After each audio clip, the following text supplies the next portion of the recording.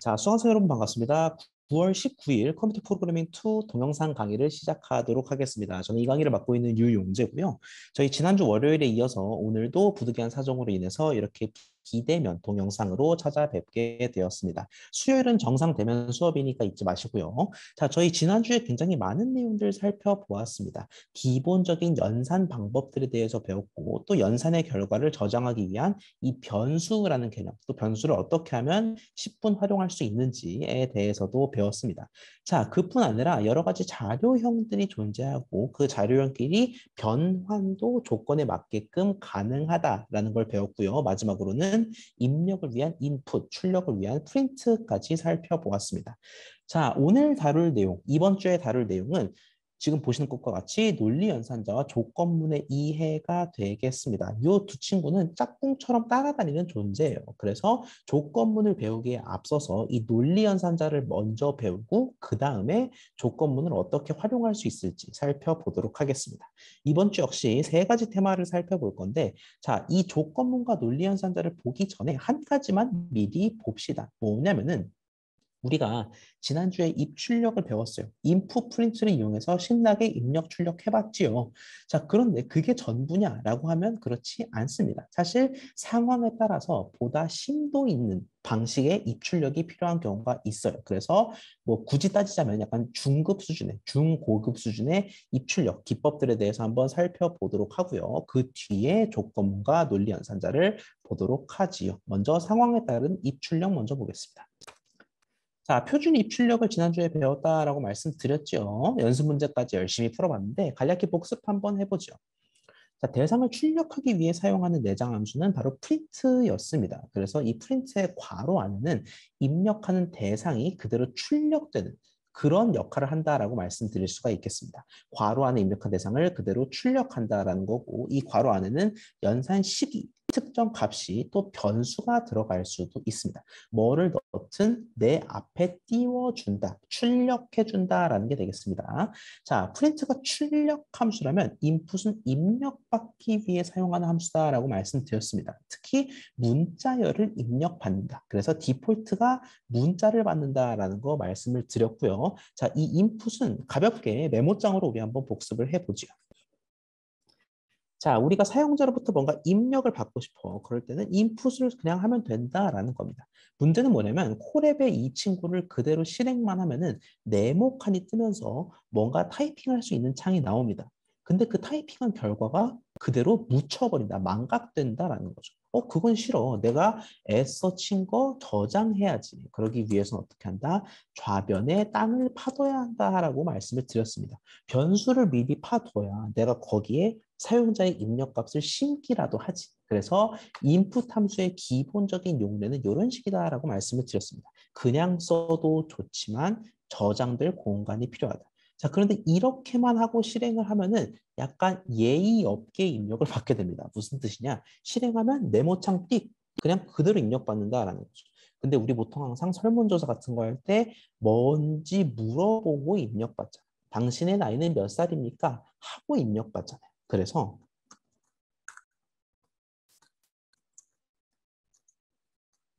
이런 식으로 우리가 인풋 함수를 활용하게 되면은 그냥 네모창이 뜨는 게 아니라 실행했을 때 입력하고자 하는 메시지는 무엇입니까? 라는 문구와 함께 바로 오른쪽에 네모칸이 뜨게 된다라는 겁니다. 그게 바로 인풋의 기본적인 용례였다라는 것입니다. 아니, 이 정도 배우면 입출력 충분히 한 거 아닌가? 사실 더 넓은 세계가 있어요. 지금부터 살펴보도록 하죠. 자, 먼저 멀티라인 스트링의 개념에 대해서 살펴보도록 하겠습니다. 우리가 스트링은 배웠어요. 스트링이라는 거는 문자가 줄지어져 있는 거. 애플, I am a boy 이런 것들이 바로 스트링이다라고 말씀을 드렸습니다. 자, 그런데 멀티라인이라는 이름에서 보실 수 있듯이 이 친구는 어떤 역할을 하냐면은 여러 줄의 스트링을 깔끔하게 출력할 수 있도록 하는 역할을 수행을 합니다. 자, 직접 여러분이 타이핑 하실 필요는 없고 지금 제가 띄워놓은 콜앱 창을 한번 같이 보실까요?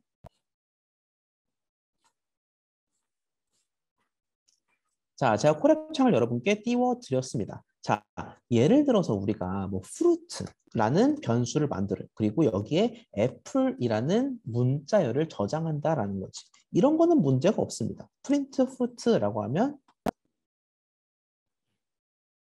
예, 물론 첫 실행이라 시간은 좀 걸리죠. 시간은 좀 걸리지만 내가 fruit라는 변수에 apple이라는 문자열을 성공적으로 저장했고 그 친구를 불러올 수가 있겠다라는 겁니다. 이런 식으로. 자, 그런데 문제가 뭐냐면은 이런 상황을 한번 생각을 해보죠. 우측과 같은 우측을 먼저 보도록 하겠습니다. 슬라이드의 우측 상황을 한번 볼게요. You and me부터 you see까지 유명한 노래 가사죠. 자, 요 가사를 내가 하나의 변수에다가 담으려고 생각을 해봅시다. 자, 요 친구도 문자열은 문자열입니다. 왜? 문자가 줄지어져 있으니까. 자, 그런데 문제가 뭐냐면은 내가 리릭이라는 이 변수명에다가 이 친구를 저장하려고.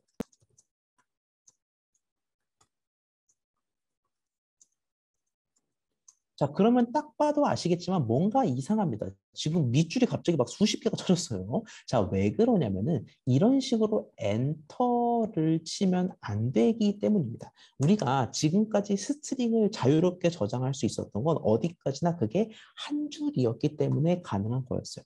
자, 그런데 이런 식으로 여러 줄에 걸쳐져 있는 문자열. 사실 문자열이라기보단 여러분 뭐에 가까워요? 패러그래프에 가깝죠. 이러한 패러그래프는 그냥 엔터를 치게 되면은 이게 코드 한 줄이 끝난 건지 문자가 계속 이어지는 건지 알 길이 없다라는 거죠. 그래서 이런 식으로 우리가 배운 대로만 저장을 하면 안 된다라는 겁니다. 그러면 뭐다? 여러분 이미 제가 답을 스포일러 해드렸지만 생각보다 간단합니다.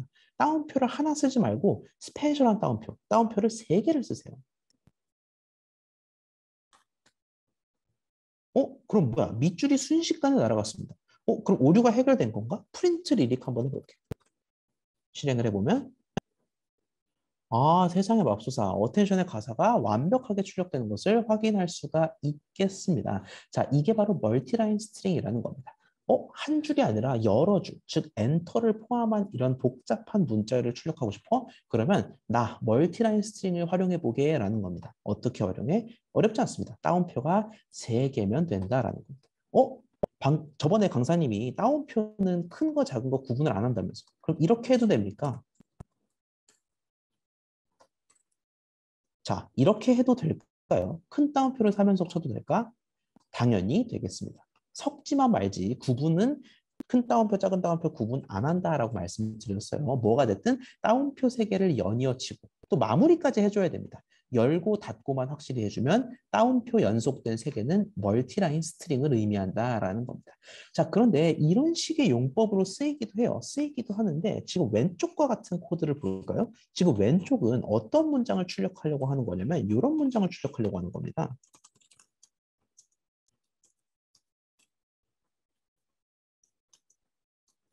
자, 이 문장, 지금 여러분 눈앞에 보이는 요 메모장의 문장을 출력하려고 한다라는 거죠.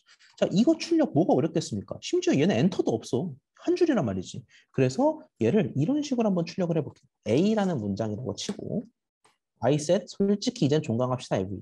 여러분 보통 왜 2, 3주 정도 되면 종강하고 싶은 마음 들지 않습니까?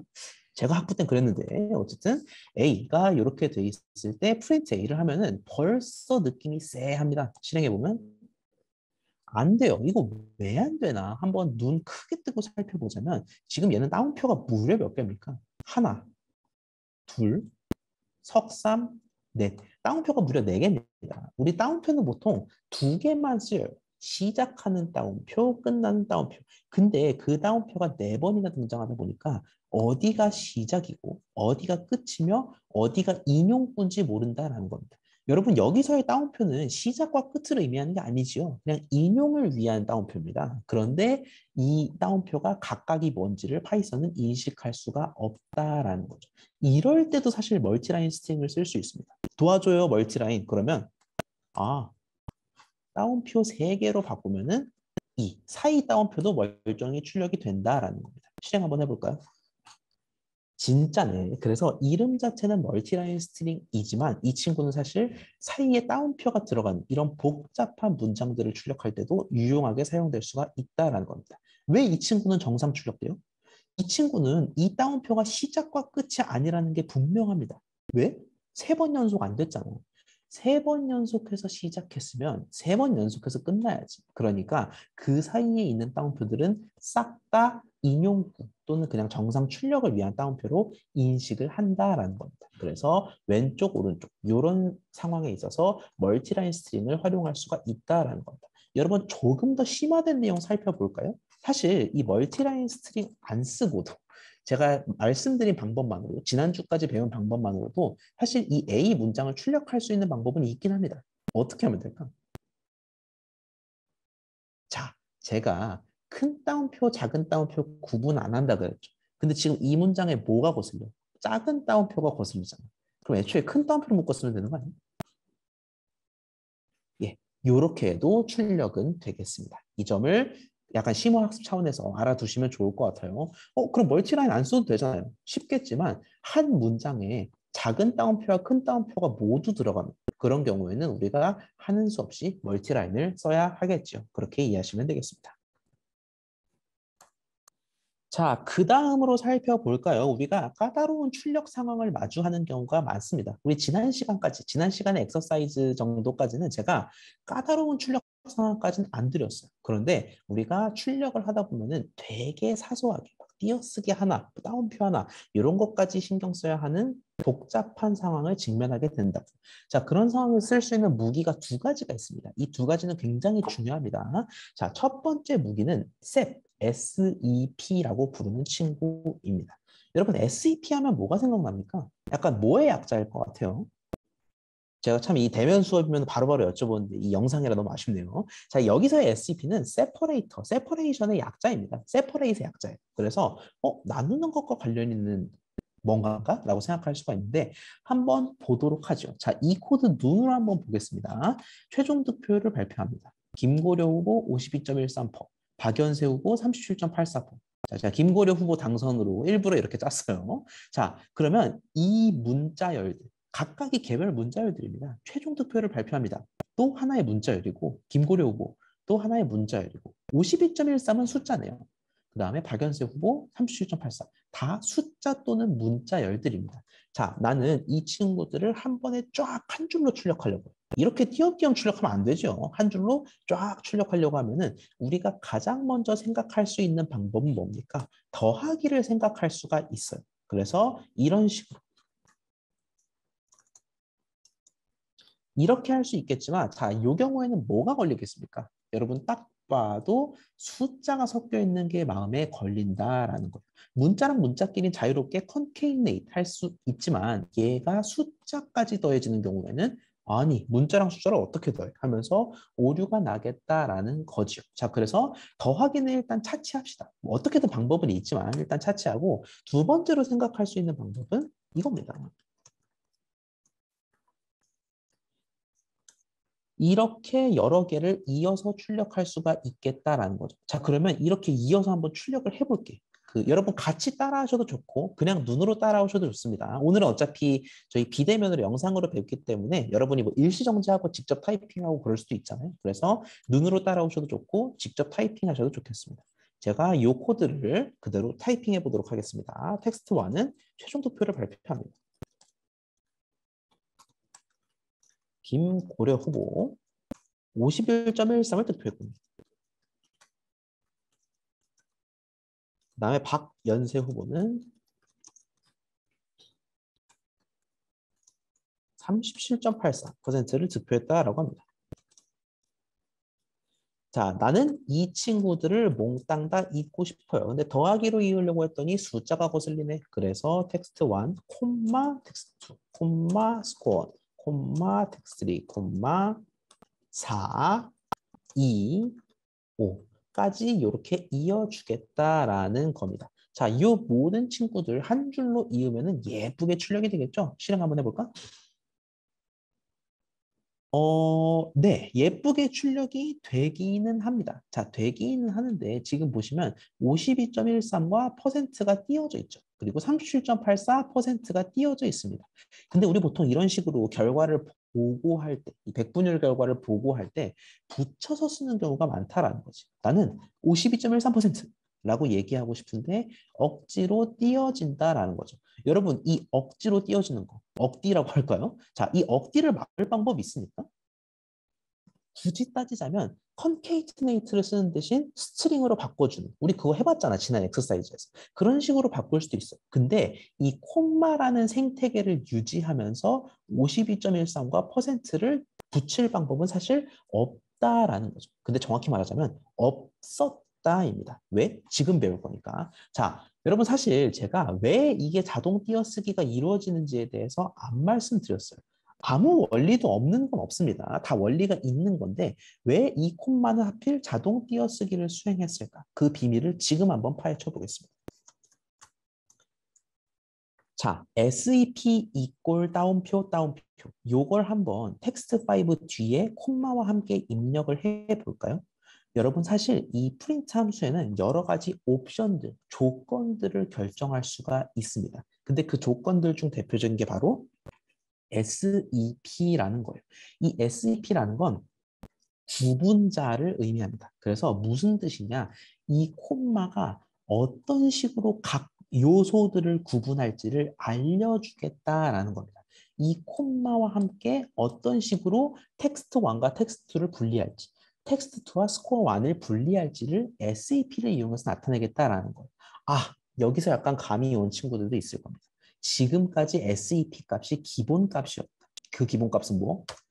예였던 거예요. 아, 자동 띄어쓰기는 그냥 하는 게 아니라 이 SEP 값이 한 칸, 이 공백 한 칸이었기 때문에 지금까지 그동안 한 칸씩 매번 띄었던 겁니다. 텍스트 1과 텍스트 2 사이 한 칸 띄었던 것도, 스코어와 텍스트를 한 칸 띄었던 것도 다 이 SEP 기본 값이 한 칸이었기 때문이다라는 겁니다. 자, 그러면 바꿔 한번 생각을 해보자.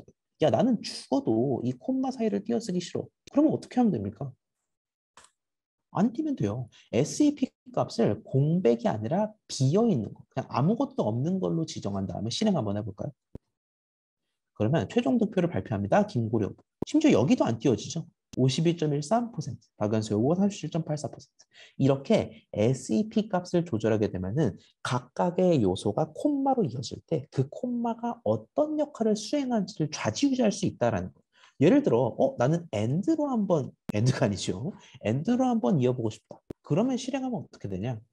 모든 요소들이 and로 이어지겠다라는 겁니다. SEP는 바로 이런 의미를 가진다라는 겁니다. 각각이 어떤 식으로 구분될지. 우리가 가장 많이 활용할 거는 보통 자동 띄어쓰기를 무효화하기 위해서 많이 쓰겠다라고 생각하시면 되겠습니다. 지금껏 콤마가 자동 띄어쓰기를 한 이유 SEP 때문이다라는 겁니다. 자, 그러면 까다로운 출력 상황에서 쓸 두 번째 무기 한번 살펴볼까요? SEP와 함께 쓸 무기는 바로 END, END가 되겠습니다. 자, 제가 이 유명한 이 고려대학교의 응원가라고 할 수 있는 노래죠. 요거를 가지고 와 보았어요. 제가 약간의 TMI를 말씀드리자면 그 고등학교 때 그 고려대학교 설명회를 듣는데 요 노래가 흘러나오니까 굉장히 뭔가 마음이 뜨거워지는 그런 느낌이 있더라고요. 너무 노래가 좋은 것 같아요. 자, 이렇게 텍스트 1부터 4까지 제가 가사를 옮겨 담았습니다. 지축을 박차고 포효하라 그대 조국의 영원한 고동이 되리라. 자, 이렇게 있을 때 우리가 얘를 그냥 프린트한다라고 한번 생각을 해볼게요. 역시 코드를 그냥 따라오시면 되겠습니다. 텍스트 1은 지축을 박자. 텍스트 2는 포효하라 그대.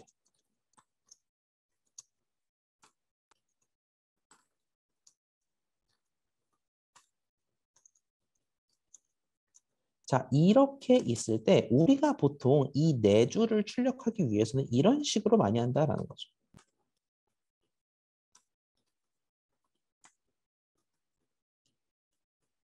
자, 그리고 출력을 하면은 이렇게 지축을 박차고부터 고동이 되리라까지 한 줄에 하나씩 출력이 됩니다. 자, 그런데 우리가 이 노래 가사를 단 한 줄에 모조리 담고 싶다라는 거죠. 근데 이런 건 싫어. 이렇게 하지는 말고 이 프린트 네 번을 그대로 차용하되 줄은 띄기 싫다라는 거죠. 자, 우리 지금까지는 이런 걸 할 수 없었습니다. 왜? 저번에도 말씀드렸지만 이 프린트라는 거는 자동으로 기계의 지 스스로가 엔터를 치는 기능을 내재하고 있기 때문에 지축을 박차고로 하는 순간 얘가 엔터를 쳐버린다니까? 그러면은 이거는 뭐야? 이 네 번의 프린트는 그대로 유지하되 기계가 치는 엔터를 막아라라는 거죠. 그러면은 이게 대체 무슨 소리냐? 이 친구도 구현을 할 수 있겠다라는 겁니다. 어떻게? 이렇게. 자, SAP를 배웠으니 여기서 바로 감이 오는 친구들도 있을 거예요.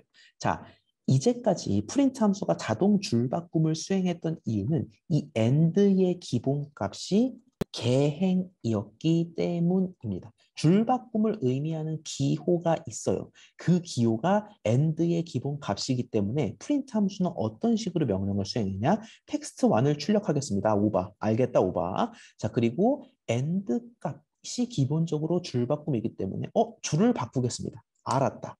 이런 식으로 매번 명령을 수행했던 거예요. 그럼 제가 만약에 이 end 값을 줄바꿈 대신 또 텅 빈 거, 아무것도 없는 걸로 바꿔치기 하면 어떻게 되겠습니까? 옳거니. 텍스트 1을 출력은 하되 엔터를 치려는 순간 end는 개행이 아닌데 라는 의미에서 엔터가 안 쳐지는 겁니다. 똑같은 방식으로 이렇게 작업을 할 수가 있겠다라는 거죠. 조금 예쁘게 우리 가사 같은 경우에 보통 이렇게 슬래시 형태로 구분하잖아요. 이렇게까지 해주면 결과가 어떻게 나온다? 이렇게 이런 식으로 예쁜 가사가 출력되는 걸 확인할 수가 있겠습니다. end의 기본값이 그동안 개행이었기 때문에 프린트가 자동 줄바꿈을 했던 거예요. 개행이 싫어, 줄바꿈이 싫어? 그러면 이렇게 작업할 수 있겠다라는 겁니다. 참고로 여러분, 제가 개행 이런 식으로 얘기를 했잖아요. 근데 얘를 좀 더 정확히 표현하자면 이겁니다.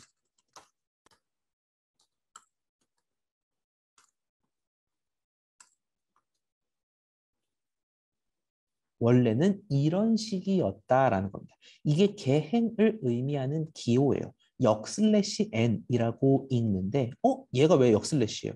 이 친구가 역슬래시로 표현이 되기도 합니다. 제가 주석을 좀 달아드릴까요? 지금부터 좀 종종 볼 기호라서 제가 말씀을 드리도록 하겠습니다.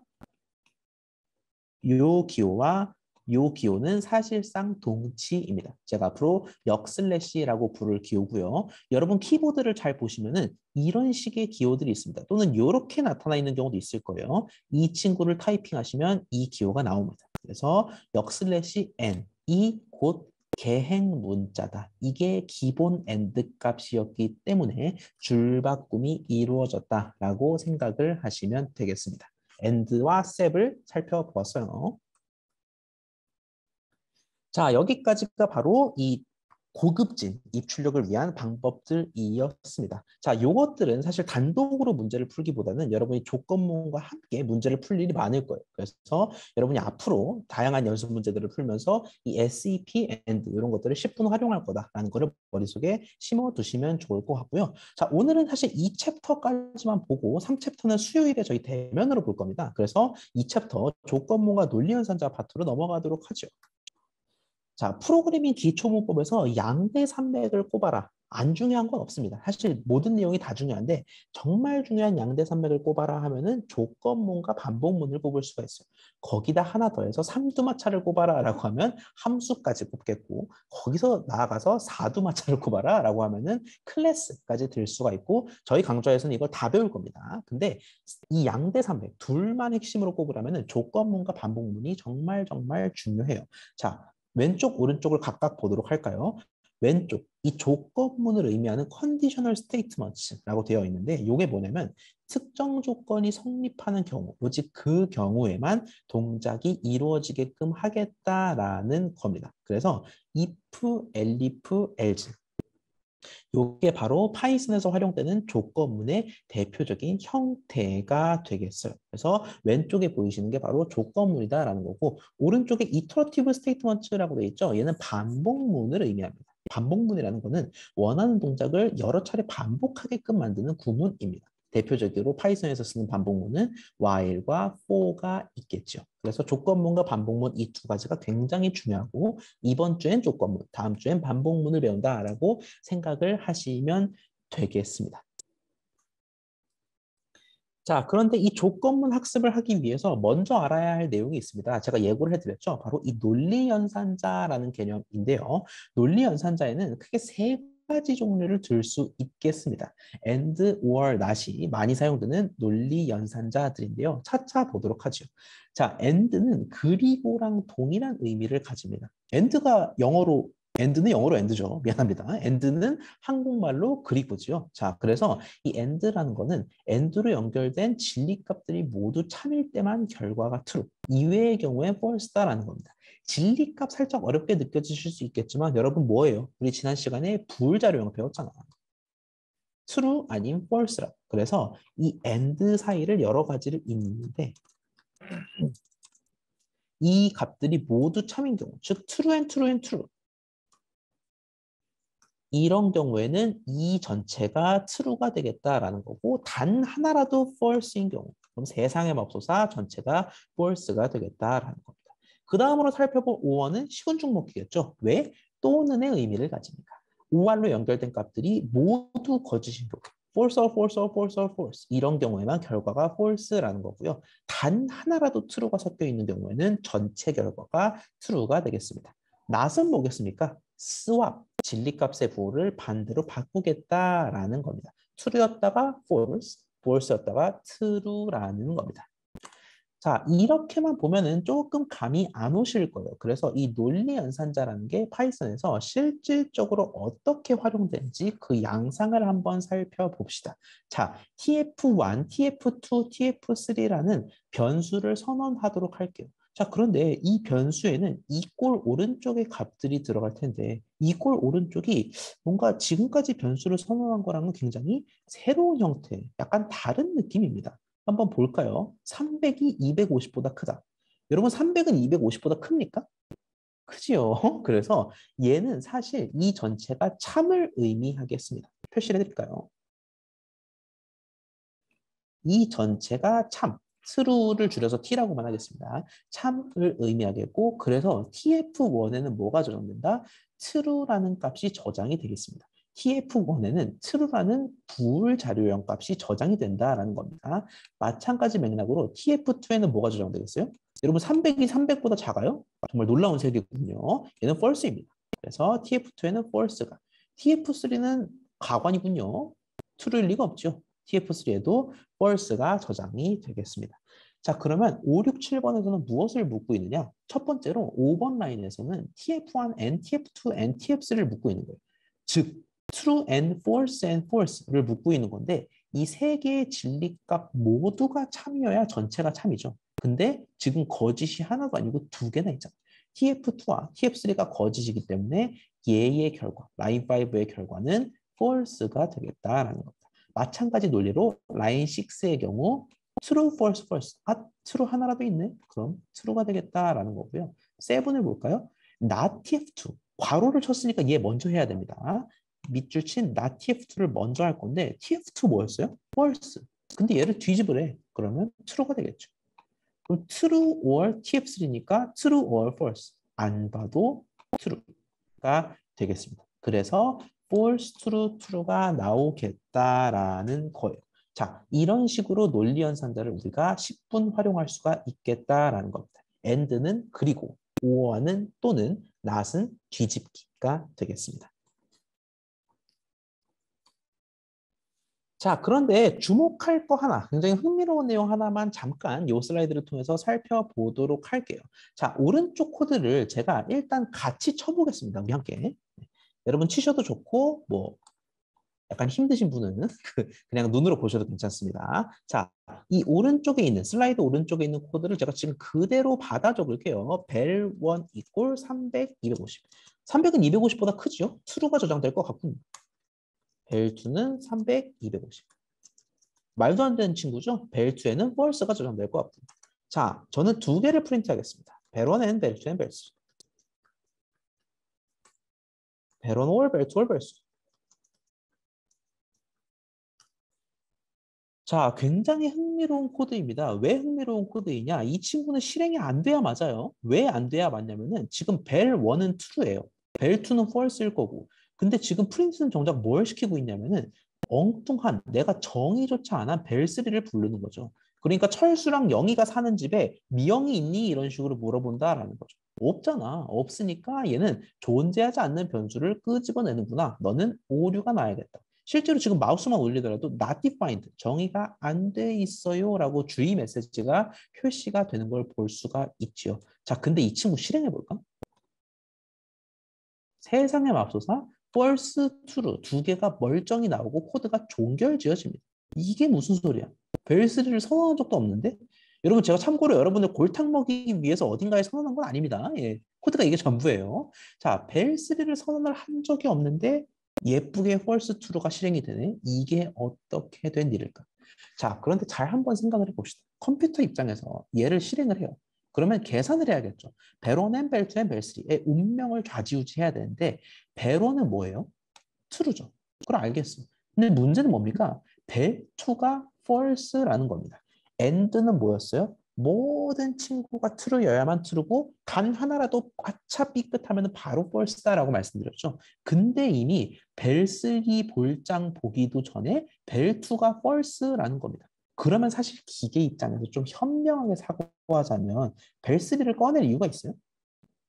없어요. 벨3를 볼 필요가 없이 뭐야? 이거 그냥 전체 false 라고 단정 지으면 끝난다라는 거죠. 마찬가지 논리로 이 생각만 바꿔서 벨1월 벨2월 벨3. 자, 벨1 5월 벨2 먼저 봅니다.